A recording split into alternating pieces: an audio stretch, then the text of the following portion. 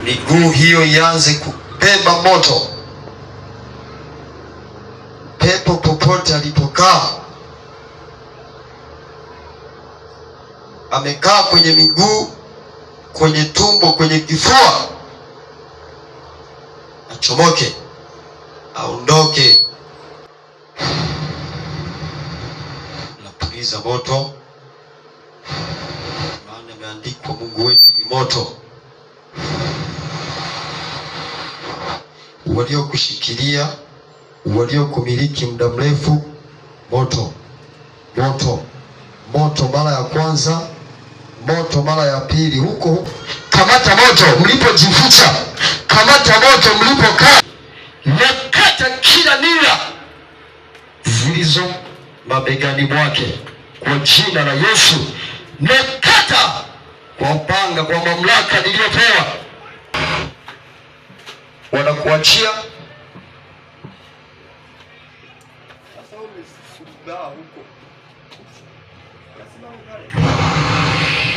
kwa jina la Yesu. Unanizuia, unanizuia, mimi sizuiliwi na chochote kwa jina la Yesu. Haya, mizimu ya ukoo ndio mkamata Esta, napeleka moto, na wapelekea moto, na wapelekea moto. Kwa nini mmemshikilia? Mmetumwa. Mmetumwa nini? Kumuua. Mmetumwa kumuua? Nyie ni wakina nani? Ha? Sema. Wewe ni nani? Mimi mkuu wa kuzimu. Mkuu wa kuzimu. Haya. Nani amekutuma? Nimetumwa kuharibu maisha yake na kumuua. Kwa sababu gani? Hatutaki mafanikio. Hamtaki afanikiwe? Akifanikiwa haya.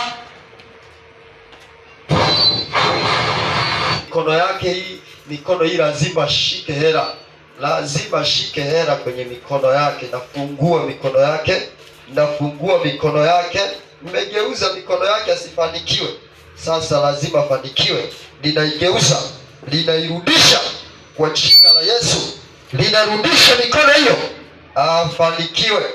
Nakata kila minyororo iliyofungwa juu ya mikono ya Esta kwa jina la Yesu. Ninakata minyororo hiyo, nairudisha, nairudisha mikono hiyo, narudisha mikono hiyo ikae katika hali ya kupokea. Nairudisha, nairudisha, naifungua, nafungua mikono ya Esta, naifungua. Uje linamtaka Esta aje hapa akiwa huru kwa jina la Yesu. Jo! Jo! Na nafsi yako na nyota yako. Jo! Anza kuvuka. Anza kuvuka kwa jina la Yesu. Sasa imeisha. Esta, nyanyuka.